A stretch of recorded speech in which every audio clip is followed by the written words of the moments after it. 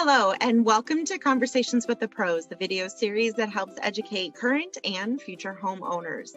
I'm Janessa Peno, real estate agent with Shore West in Southeast Wisconsin, and I'm so excited to bring to you today's episode. It's about a topic that a lot of us just don't want to talk about, and that's emergencies. So who do you turn to, or where do you even go if your house caught on fire, or there was a flood, or pipes burst? So I spoke with Megan from Emergency Fire and Water Restoration to get some answers. So stick around, it's a great episode. So I'm super excited to introduce today's guest. That is Megan with Emergency Fire and Water Restoration. Welcome, Megan. Hi, Janessa. Thank you for having me on. Absolutely. So good to see you. Nice to see you. So tell us what your company does. So Emergency Fire and Water Restoration is at base a restoration company. So if someone, as the name implies, has a water or fire loss in their home, we come in and we assist. We're also general contractors, so we not only mitigate, which means take care of the immediate loss, but we also can fix any damages that happen along with that loss. Okay, so by the nature of the name, I assume that water and fire are the main emergencies that you guys handle. Are there other things, other emergencies that your services would be needed for or could be needed for? Those are definitely the main ones that we deal with, but we also work with people that have mold losses and asbestos in their basement. So sometimes you'll see, if you're remodeling your kitchen, a 9x9 tile, which is 8 times out of 10 is going to be asbestos, which needs to be removed in a special fashion. Can you actually deep dive onto that for just a little bit? Yes, absolutely. I actually just encountered this on my own kitchen remodel. When we pulled up the first layer of tile, underneath we found these 9x9 tiles. It's flush. It looks like a vinyl composite tile that you would see in a school, but it's just a little bit smaller. Yeah. And that was really popularly used in the 50s and 60s. But we have since found, we find on a lot of different things, that is hazardous to families and in your home. So it's definitely something that you want to get tested and potentially removed if you're doing any remodeling in your homes. So my understanding of asbestos is it becomes a danger when it's not in good repair, right? Like if it's broken or it's become whatever is encasing it has become frayed or ripped, because if it becomes airborne and somehow you're ingesting it, then it can be a carcinogenic, correct? Yes, that's exactly it. And it's not just tiles, it can be on your duct wrap, there can be asbestos laminate. So there's a lot of different ways that can present itself in your home. So if you have a home that's older than 1970s and you're doing remodel, I would definitely check it out and see if that is something you're going to encounter in a remodel. But just because a house has it doesn't necessarily mean it has to go, just if you're messing with it, basically. Yeah. If you're going to touch it, if you're going to demo it, you're going to want someone else to do that for you. Yeah. And I assume then that when your employees come through to remedy that they have to do some kind of special suit or, something so that they're protected and not ingesting that. Yes, we actually use the same, it's called PPE that doctors use for the coronavirus right now. It's a suit, it's a full mask, the N95 masks, gloves, foot covers. And then we also would set up containment in the area so that during that demo process, if there is any dust, it's contained to the one area. And we have special equipment called HEPA-Vacs and negative air machines that we would literally go over every single square inch of the space to make sure there were no particles left over. So it's a really involved process getting it. Yeah. That and lead-based paint, super fun. Super fun. So, okay. So I would assume that most people don't want to encounter or need your services, but they're absolutely necessary when emergencies happen. So an emergency happens, fire damage to the home. Now what? Now what do we do? Absolutely. The first thing that you're going to want to do is fix the source of the loss. So if you have a pipe burst, call a plumber. If you have fire, call a fire department. And that sometimes that doesn't seem like the obvious choice. Sometimes you have a bunch of water and you want to get the water out. That seems like the immediate thing, but it's going to keep happening. So get the plumber there as soon as possible so that you can fix it. For water loss, you have about 72 hours before there's the potential for mold growth. So you have a little bit of wiggle room, but not much. So that's the immediate first thing that I would recommend to any homeowner: take care of the source of the loss. At that point, it depends on really your knowledge of your insurance policy. So everyone has a different insurance policy. And the big question, you're going to want to call your agent and say, hey, I had this loss. Should I open a claim? And they're going to tell you your deductible. If you have a really low deductible and you had a huge loss, no brainer. Take advantage of that.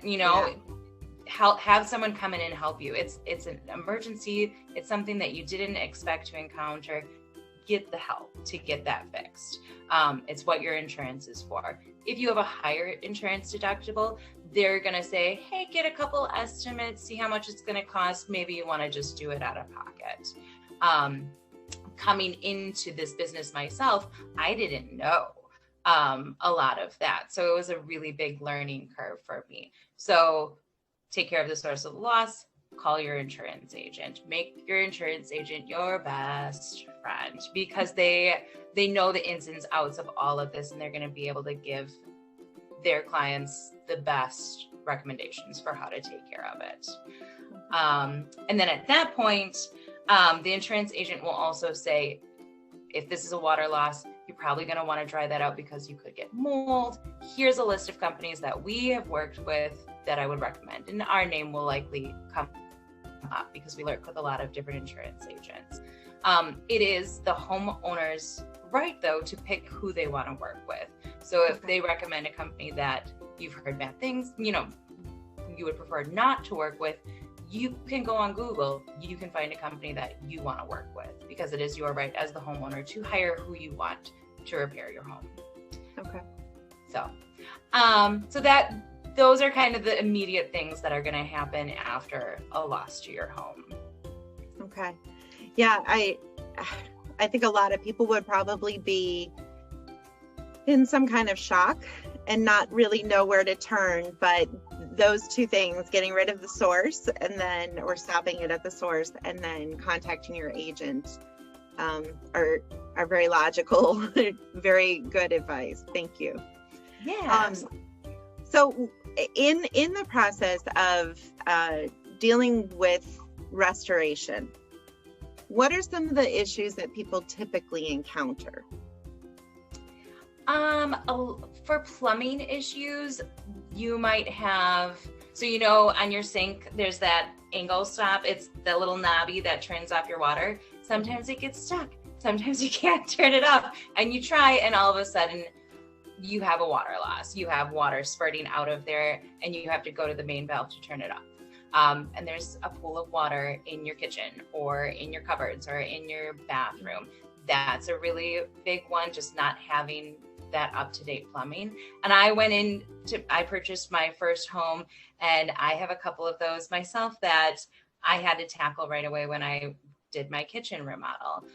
So it's something that you're going to encounter in any home, no matter if it's newer or older. So that's a big thing that happens a lot. That's why it's really important to have a good plumber in your back pocket, because they're going to be able to recommend best practices. When you're doing remodeling, there's a lot of really great, beautiful fixtures that you can find on Google from Wayfair and all of these different places. But if you want something that's foolproof, that's going to stand the test of time, that you're probably not going to have a loss on, go for those the American Standard, Moen, Delta. Get a reputable brand, because those are tried and true. Those are the things that plumbers really recommend, that aren't going to cause a lot of losses down the line. So that would be one source of a loss.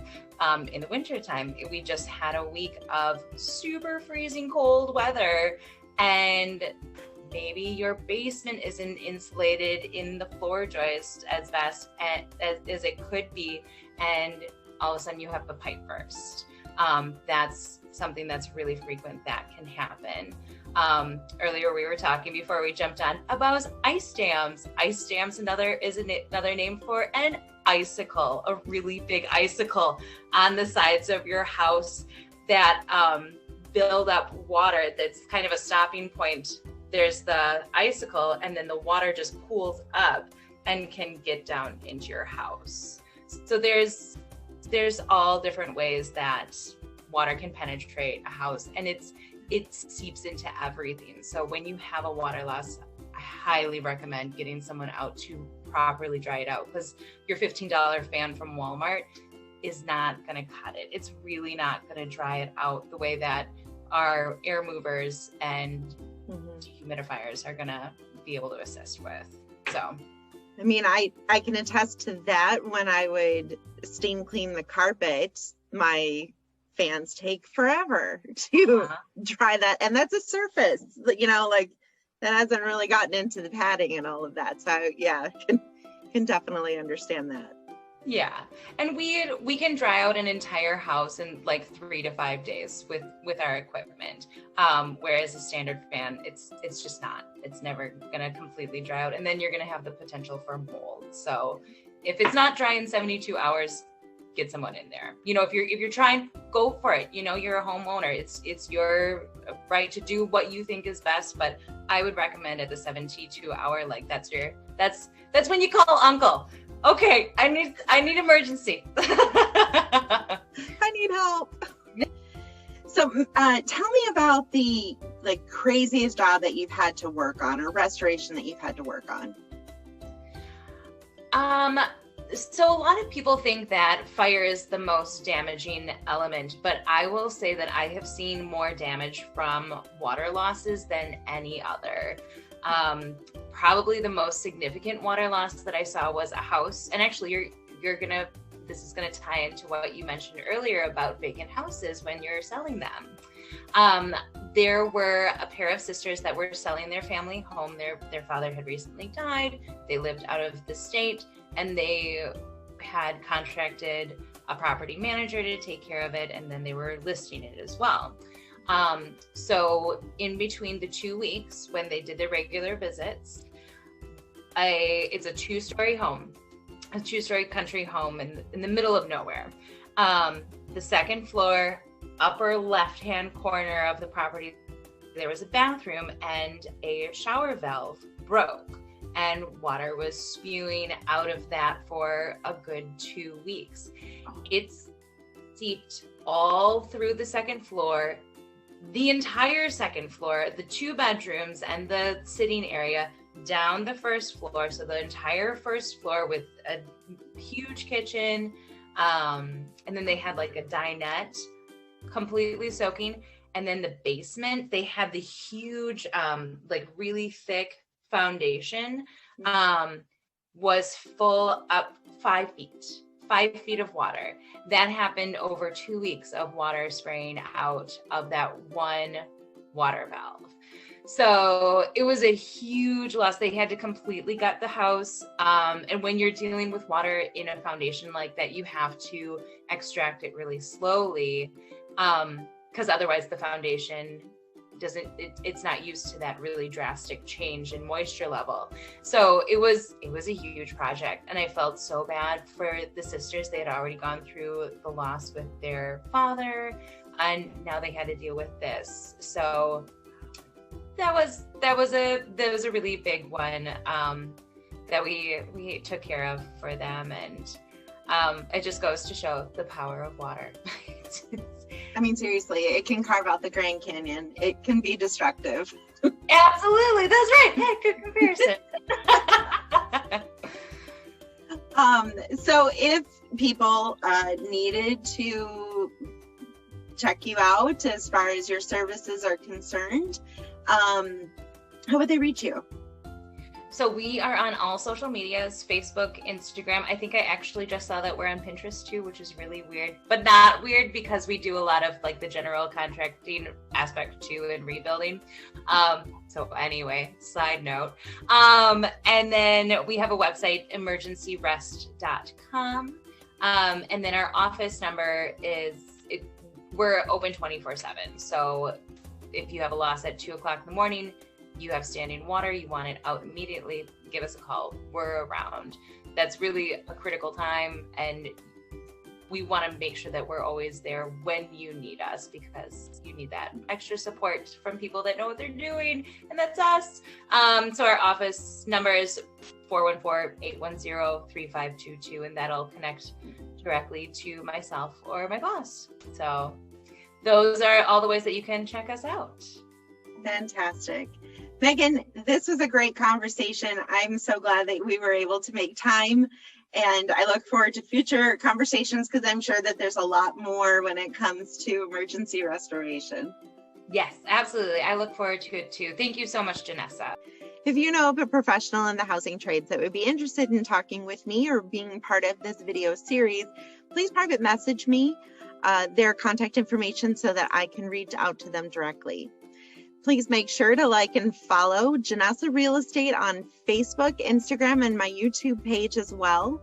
I'll be doing this video series all throughout the year, so this would be a great way for you to stay connected for future content.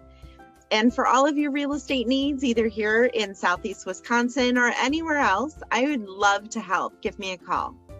Have a great day.